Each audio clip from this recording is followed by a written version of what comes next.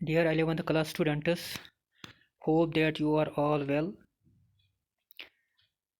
Unfortunately, due to the fast resurgence of COVID-19 pandemic, school को of करना पड़ा और अब हमें पिछले साल की तरह फिर से वीडियो लेक्चर्स अपलोड करके यूट्यूब लिंक में करने हैं ताकि आपको पढ़ने का अच्छी तरह से मौका मिल जाए और आपका जो कीमती वक्त है वो ज़ाया ना हो जाए। आज जो हमारा टॉपिक है वो है partition of India and framing of Indian constitution, tasks and perceptions. जब इंडिया के दो हिस्से हो गए, पाकिस्तान और हिंदुस्तान के दरमियान ये अलग अलग दो मुल्क बन गए, तो इंडिया ने जो इंडियन फ्रेमर्स ऑफ कॉन्स्टिट्यूशन थे उन्होंने कैसे कॉन्स्टिट्यूशन को बनाया और इसमें उनको कौन कौन सी मेहनत लग गई, किस तरह से उन्होंने क्या उन्होंने परसीव किया कि हमें किस तरह से कॉन्स्टिट्यूशन को फ्रेम करना चाहिए। The framers of Indian constitution did not have to create consensus about independent Indian constitution. जो फ्रेमर्स ऑफ इंडियन कॉन्स्टिट्यूशन थे, जिन्होंने कॉन्स्टिट्यूशन को बनाया, जिन्होंने हिंदुस्तान के आइन को बनाया, उनको कोई भी कंसेंसस क्रिएट नहीं करना पड़ा आज़ाद हिंदुस्तान के कानून को बनाने के लिए या हिंदुस्तान के संविधान को बनाने के लिए, हिंदुस्तान के दस्तूर को बनाने के लिए। Much of this consensus had evolved during the national movement itself. क्योंकि हिंदुस्तान में उस वक्त एक आज़ादी की तहरीक चल रही थी, एक कौमी तहरीक चल रही थी, जिन्होंने ब्रिटिश गवर्नमेंट को बहुत ज़्यादा मतलब मजबूर किया था हिंदुस्तान को छोड़ने के लिए। जब सेकंड वर्ल्ड वार हुआ तो ब्रिटेन था वो खुद ज़्यादा दूर तक जो उनकी कॉलोनीज थी कंट्रोल नहीं कर सके, तो उन्होंने डिसाइड किया कि हम हिंदुस्तान को छोड़ देंगे। इस तरह से इंडिया आज़ाद हो गया ऑन 15 अगस्त 1947। तो उससे पहले एक नेशनल मूवमेंट चल रही थी आज़ादी हासिल करने के लिए। नेशनल मूवमेंट हम उस मूवमेंट को कहते हैं जिसमें पूरा कौम किसी खास मकसद के लिए तहरीक चलाई, खासकर आज़ादी हासिल करने के लिए, खासकर किसी बैरूनी कब्ज़े को हटाने के लिए। As early as 1928 Motilal Nehru had tried to draft a constitution for India in the Nehru report. और पहले ही 1928 में जो मोतीलाल नेहरू थे उसने कोशिश की थी इंडिया के लिए एक कॉन्स्टिट्यूशन बनाने के लिए। नेहरू रिपोर्ट में उसने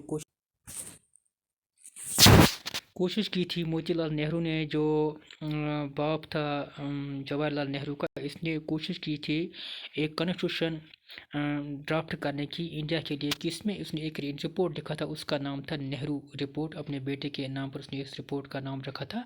इन 1931 at the Karachi session of Indian National Congress there were some basic values which were to be included in any Indian constitution. 1931 में कराची सेशन में इंडियन नेशनल कांग्रेस जो थी इसकी बुनियाद ज़्यादातर इसकी बुनियाद रखने के लिए ज़्यादातर जिसने रोल किया था उसका नाम था ए.ओ. ह्यूम। तो इनका एक अजलास हो गया, एक सेशन हो गया कराची में। कराची उस वक़्त इंडिया और पाकिस्तान चूँकि एक ही मुल्क था, तो इस वक्त कराची में उनका सेशन हुआ। कब? 1931 में। तो इसमें उन्होंने कहा था कि हम कुछ बेसिक वैल्यूज़ इंक्लूड करेंगे इंडियन कॉन्स्टिट्यूशन में। अगर जब इंडिया आज़ाद होगा तो हम इसमें कुछ बेसिक वैल्यूज़ ऐड करेंगे, क्योंकि उस वक्त तालीम भी दिन ब दिन बढ़ती जा रही थी और बहुत सारे जो इंडियन थे वो बाहर जाके एजुकेशन रिसीव कर रहे थे, तो उनमें एक बेदारी आ रही थी। और जो सोशल रिफॉर्मर्स थे उन्होंने भी काफ़ी हद तक हिंदुस्तान में पॉलिटिकल कॉन्शियसनेस, सोशल कॉन्शियसनेस को मतलब इसको बढ़ाने में ज़्यादा रोल अदा किया। These basic values included commitment to universal adult franchise. अब इन बेसिक वैल्यूज़ में क्या था?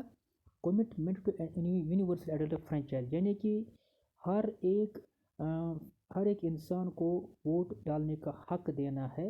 ये एक अहम प्रिंसिपल है डेमोक्रेसी में। और लेकिन ये हर एक को नहीं दिया जाता है। जब इसमें एक क्राइटेरिया ये होता है कि जब तक न एक इंडिविजुअल एक स्पेसिफिक एज को टच करे तो इनको ये वोट डालने का हक देना। हर एक एडल्ट को जो मेंटली साउंड हो, अच्छा हो और इसी मुल्क का सिटीज़न हो। राइट टू फ्रीडम, और इनको हर एक इंडिविजुअल को राइट टू फ्रीडम देनी है, एक इस तरीके की फ्रीडम जिसमें दूसरों को कोई नुकसान ना हो।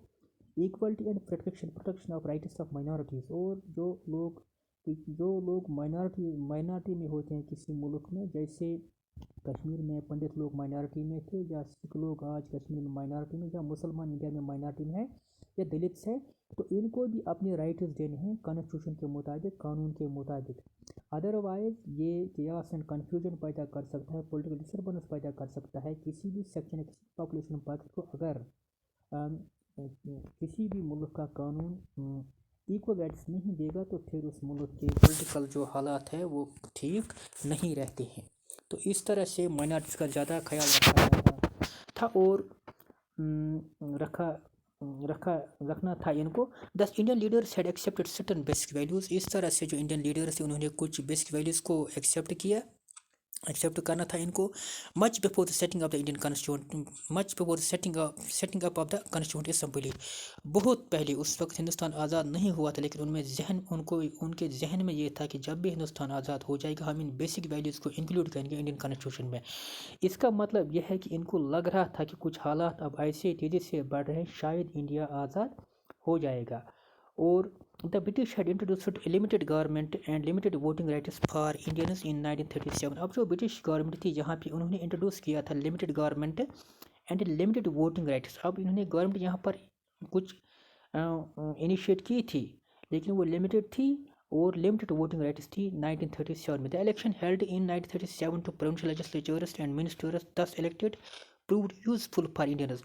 جو الیکشن یہاں پہ 1937 میں ہوا تھا کس کے لیے؟ To provincial legislatures. اب جو یہاں پر پروونس تھے، بڑے بڑے صوبے تھے، ان میں جو لیجسلیچرس تھے جس میں قانون بنایا جاتا ہے، ان کے منسٹرس کو الیکٹ کرنے کے لیے تو پرووڈ یوزفل فار انڈین. اس میں کچھ انڈینز بھی الیکٹ ہوئے تھے تو ان کے لیے بہت فائدہ مند ثابت ہوا. پھر ان کو اپنے ملک کے لیے قانون بنانے میں کوئی پرابلم نہیں ہو گئی تھی. Thank you.